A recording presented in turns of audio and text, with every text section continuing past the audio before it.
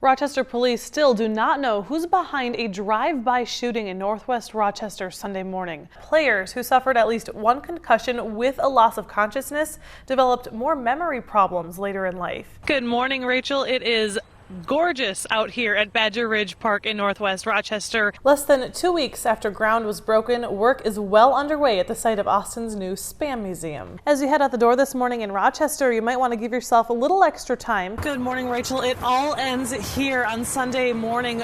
Runners will cross the finish line outside of the Mayo Civic Center in Rochester. In all, there are 41 indictments. Reporter Beth McDonough takes us through the extensive investigation and has details on the so-called ringleader. For this. Here we go. I'm looking at the camera. I'm not going to let it fall. Oh man, there we go. You saw it here. It's going to fall. I looked at it. I broke the rules. Well, this weekend marks the annual fishing opener in Minnesota. Minnesotans love to fish, and like we were saying, we love our records. The fish are this big, we swear. Everywhere, all fish. I'm out here live at Perkins North right now. Stomach is rumbling and it smells delicious in here, and I'm starving this morning. I may have to get some breakfast here in a little bit, but today is a special day at Perkins. The death toll is now up to 20 people this week in catastrophic flooding in Texas and Oklahoma, and this morning the threat is not over. I'm out here at 97.5 Pulse FM Med City Morning Show with Tom Garrett. I'm testing my hand or my voice out at radio this morning. And reciprocally, yeah, I got the camera. I'm not used to having cameras here. The historic 1918 school building, which was sold to a preservation group last year, could be the new home of a 24-unit housing complex. You don't want to go hug and kiss your kids right now. I don't know what would make you. I want to hug and kiss that kid. And then just beyond that is actually Soldiers Field Veterans Memorial, just to give you an idea of exactly where all this is going to be happening. Good morning, and walking out the door this morning, bundle up, get your car heater ready to turn on because it is a chilly one. A pair of Airwalk tennis shoes. That's what Rita Siha was wearing on her feet Saturday as she stood up and spoke in front of a crowd at Bethel Lutheran Church. Loved fishing, was a good mechanic. She was sharing her story. A story that begins in tragedy and ends in forgiveness. And a story that begins and ends with those tennis shoes. Yes, there's dry blood on the back of them from the accident. Rita was wearing those shoes on May 23, 2009. That's when a drunk driver fell asleep at the wheel and crashed into the van Rita was riding in. Her fiancé, 2 of her children, her grandson, and a close friend were all killed. That crash dramatically changed my life forever.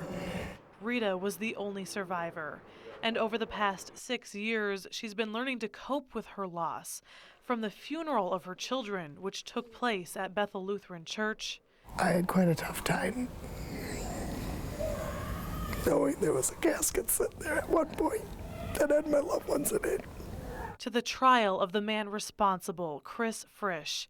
We talked to him 2 years ago while he was serving his 5-year prison sentence. In all reality, I'll never be free because I'm still holding on to that. So, that's something I got to deal with every day. He's also the man that Rita has a message for. I wanted him to hear from me about the forgiveness, that I forgave him, and that he and somehow, and if I could help, needed to forgive himself, because that's a huge thing. Terry's seat and my seat. Rita has spent the past 6 years touring the state, speaking to people about the dangers of drinking and driving. He made a bad choice to drink and drive one night, and that will affect his life and mine, emotionally and financially, forever. But it's that message of forgiveness Rita also wants people to hear.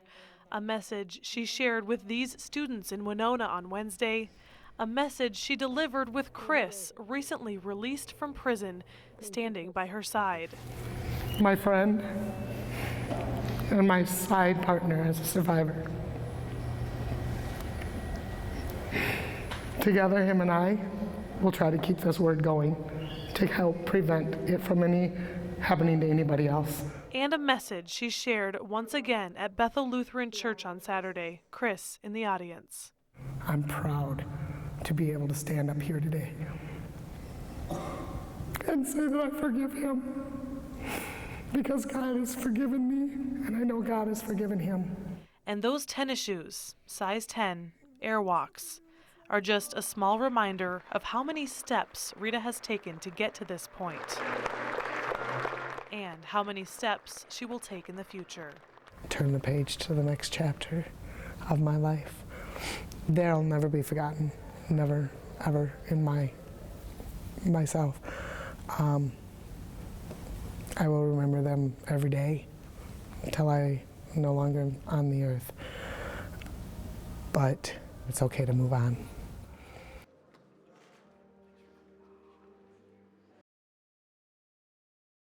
Brown paper packages tied up with strings.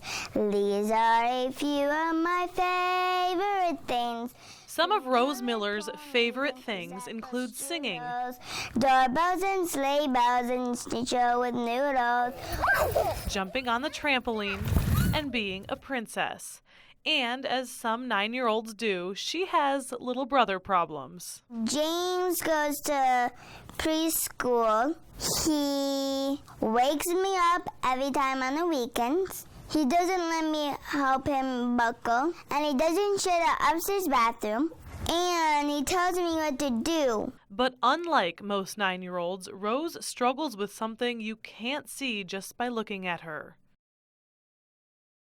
Well, right away they knew that something was wrong with her because they had what is called floppy baby syndrome. So, like, when we went to go pick her up, she didn't have very much muscle.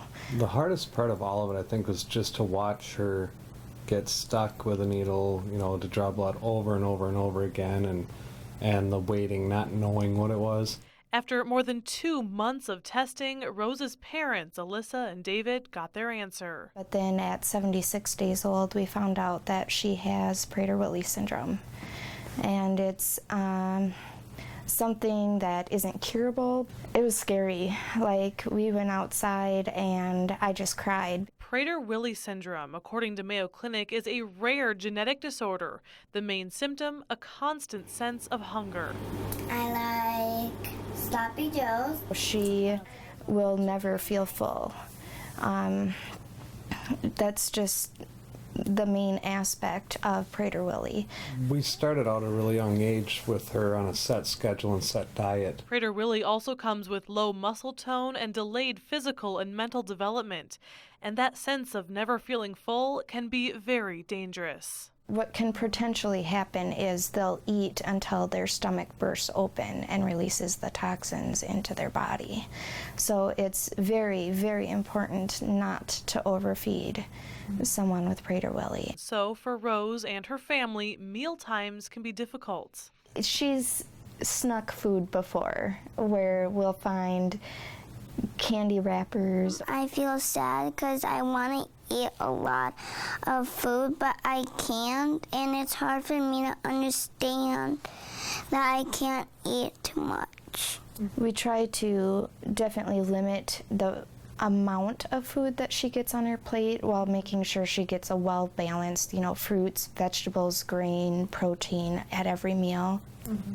But then we also limit the amount of time that she eats, so that, if you let her, she'll sit there and eat for an hour and a half, and we just kind of, keep it under a manageable time so that she's really not getting too much. And Rose's future is still very much unclear, her parents not even knowing if she'll be able to ever live on her own. Right now, it's really just a guessing game. She's doing great right now. That could change at any moment. There's so many families out there that have to lock up their fridges and cupboards, and that their child or teen or whatever has to have 24-hour supervision. They cannot be left alone at all, or they will go digging through garbages or eating dog food.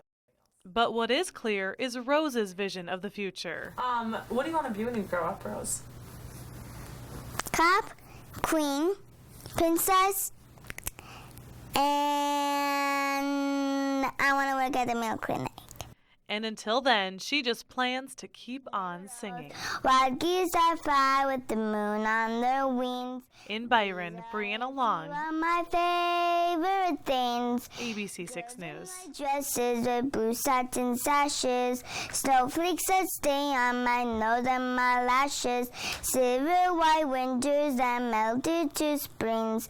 These are a few of my favorite things. When the dog bites, when the bee stings, when I'm feeling sad, I remember my favorite things, and then I don't feel so bad.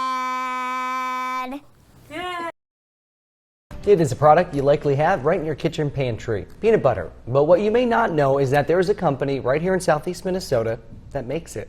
As ABC 6 News anchor Brianna Long shows us, PB Crave is cooking up some unique concoctions in Cannon Falls.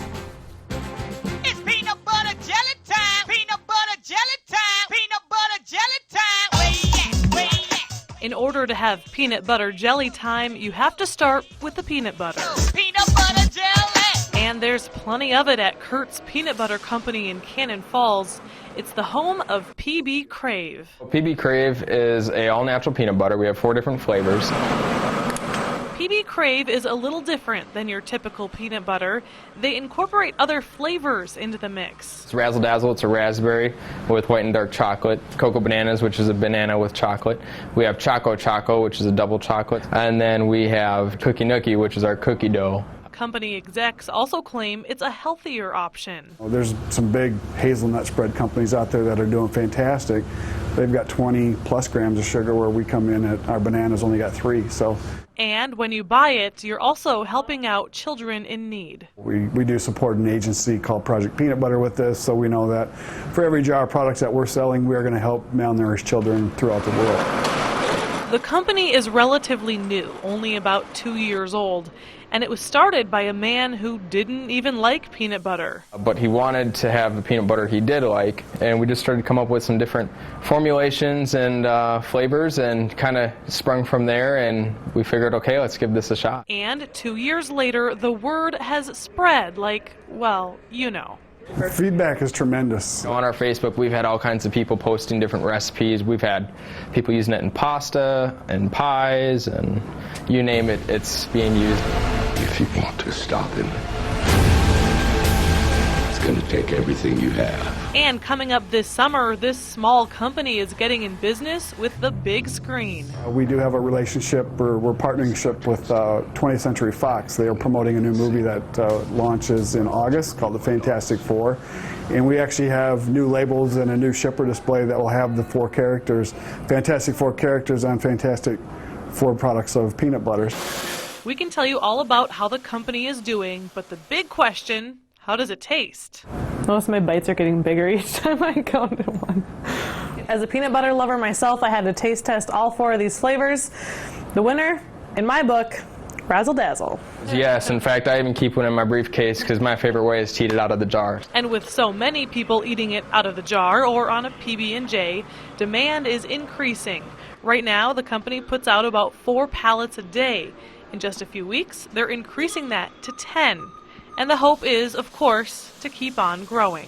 We do probably have 17 other flavors in what we call the vault. So we'll start R&D in some things and just have fun. In Cannon Falls, Brianna Long, ABC 6 News.